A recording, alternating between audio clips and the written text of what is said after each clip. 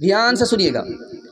مدینہ میں جا کر کے ایک آدمی بول رہا ہے کہ مدینہ کا دہی کھٹا ہوتا ہے اور ہندوستان کا دہی میٹھا ہوتا ہے۔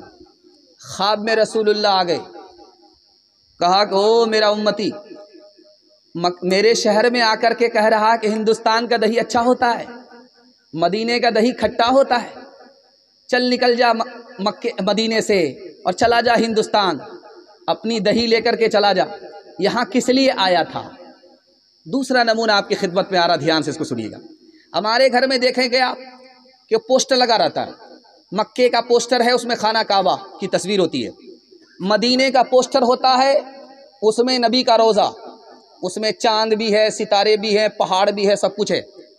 جب تصویر آپ کے گھر میں ہو، کعبے کی تصویر ہو، تو بار بار دیکھیے اس کو کہ اللہ اس گھر کی زیارت ہم کو بار بار نصیب فرمائے۔ جب آپ کے گھر میں مدینے کی تصویر ہے تو بار بار دیکھیے اس کو، چاند کو بھی دیکھیے، ستارے کو بھی دیکھیے، اس خیال سے دیکھیے کہ آج سے 1400 سال پہلے ہمارے نبی نے جس سورج کو دیکھا ہے میں اسی سورج کو دیکھ رہا ہوں، نبی کی نظر سے میری نظر مل جائے، میں خوش نصیب امتی ہو جاؤں گا۔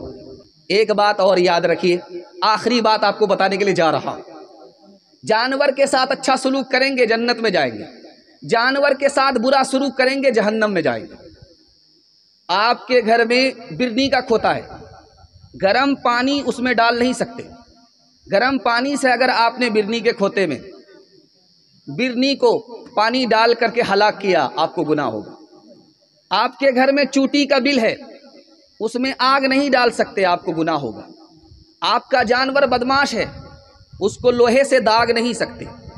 آپ کا جانور بدماش ہے، اس کو چہرے پر مار نہیں سکتے۔ دو جانور کو لڑا کر کے تماشا دیکھ نہیں سکتے، آپ کو گناہ ہوگا۔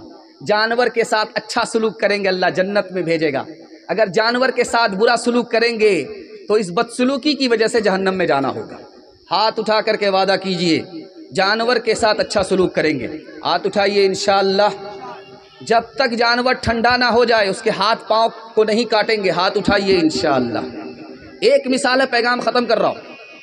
4 جانور کو، پرندے کو حضرت ابراہیم نے ذبح کیا، اس کی بوٹی بوٹی کر کے 4 پہاڑ پر رکھا اور سب کو آواز دیا تو سب اصلی حالت میں لوٹ کر کے دوبارہ زندہ ہو گیا اور آ گیا۔ وہ 4 پرندے کیا کیا تھے وہ آپ کو بتانے کے لیے جا رہا ہوں۔ اس میں پہلا پرندہ مور تھا، دوسرا پرندہ اس میں شتر مرغ تھا، تیسرا پرندہ اس میں کوا تھا، چوتھا پرندہ اس میں گدھا تھا۔ یہ 4 پرندے کیوں ذبح کرائے گئے اور ایک مرتبہ ذبح کرنے کے بعد اس کو دوبارہ زندہ کیوں کیا گیا؟ یہ دراصل تعلیم دینی تھی کہ جو مردہ قبر میں پہنچ گیا ہم دوبارہ اسی طرح زندہ کریں گے۔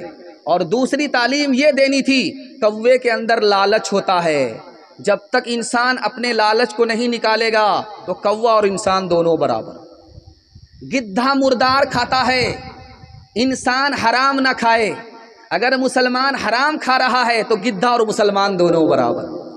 شتر مرغ نفس کا غلام ہوتا ہے، اگر مسلمان نفس کی غلامی کر رہا ہے کہ خدا کی غلامی نہیں تو شتر مرغ انسان اور جانور دونوں برابر۔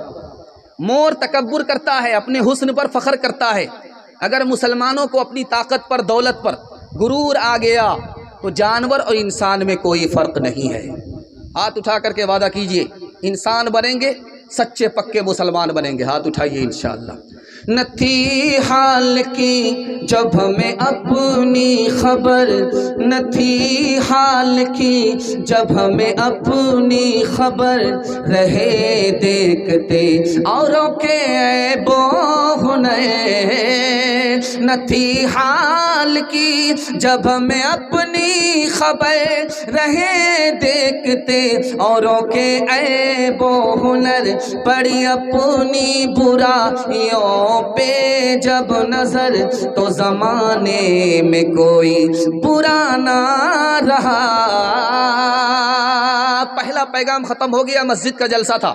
مسجد کے حوالے سے 3 منٹ کا پیغام سننے کے لیے تیار ہے؟ جوش کے ساتھ ہاتھ اٹھائیے انشاءاللہ۔ بہت خوبصورت جلسہ آپ کی خدمت میں آ رہا ہے، بہت تیزی کے ساتھ نکل جائے گا۔ آپ دیکھیں گے ہر رکعت میں 1 رکوع ہوتا ہے، 2 سجدے ہوتے ہیں، سجدے 2 رکوع 1۔ اس کا راز بتا رہا ہوں۔ رکوع ایک ہی ہے، چاہے 4 رکعت والی نماز پڑھیے، 2 رکعت والی پڑھیے، 3 رکعت والی پڑھیے، رکوع ایک ہی ہے۔ ہر رکعت میں رکوع 1 سجدے 2. ہم سجدہ 2 اس لیے کرتے ہیں، پہلا سجدہ تو خدا کے لیے کرتے ہیں، اور دوسرا سجدہ اس لیے کرتے ہیں کہ شیطان رسوا ہو جائے. شیطان نے سجدے کا انکار کیا اور مسلمان خدا کے لیے سجدہ کر رہا ہے، شیطان رسوا ہو جائے اس لیے ہم دوسرا سجدہ کرتے ہیں. ایک بزرگ سے پوچھا گیا کہ حضرت آپ نماز کیسے پڑھتے ہو؟ کہا نماز اس طرح پڑھتے ہیں کہ کعبے کی طرف ہمارا چہرہ ہوتا ہے، خدا سامنے ہے، میری پیٹھ کے پیچھے ملک الموت ہے، دائیں جانب جنت ہے، بائیں جانب جہنم ہے، اور میرا جو پیر ہے وہ پلسرات پر ہے، اور خیال ہوتا ہے یہ زندگی کی آخری نماز ہے، پتہ نہیں اس کے بعد موقع ملے گا کہ نہیں ملے گا.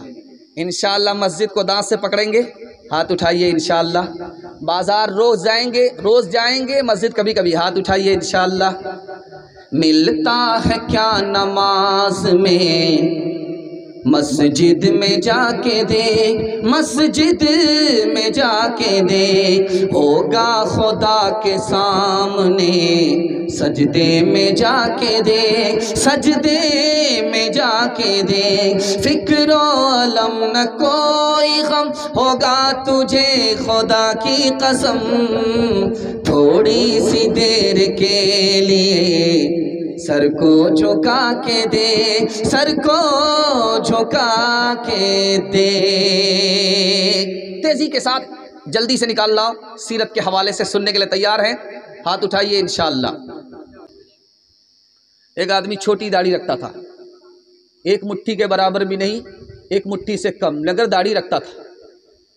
ایک صاحب نے کہا کہ بھائی 1 مٹھی داڑھی رکھو، اتنی چھوٹی داڑھی کیوں رکھتے ہو؟ تو اس نے کہا میں 50-50 ہوں، آدھا ادھر کا آدمی ادھر کا آدمی. یہ چھوٹی داڑھی اس لیے رکھتا ہوں کہ میں مولوی سے بھی ملتا ہوں اور مسٹر سے بھی ملتا ہوں. مسٹر سے جب ملتا ہوں تو اس کو خوشی ہوتی ہے کہ یہ میری طرح داڑھی نہیں رکھتا. جب مولوی سے ملتا ہوں تو اس کو خوشی ہوتی ہے کہ واقعی یہ آدمی ابھی تھوڑی داڑھی رکھتا ہے، آگے بڑی داڑھی رکھے گا. نبی کی سنت ہے، اور نبی سے بڑا ہمارا کوئی ہیرو نہیں ہے. تو نبی کے نام پر داڑھی رکھنے والے ہاتھ اٹھائیے انشاءاللہ.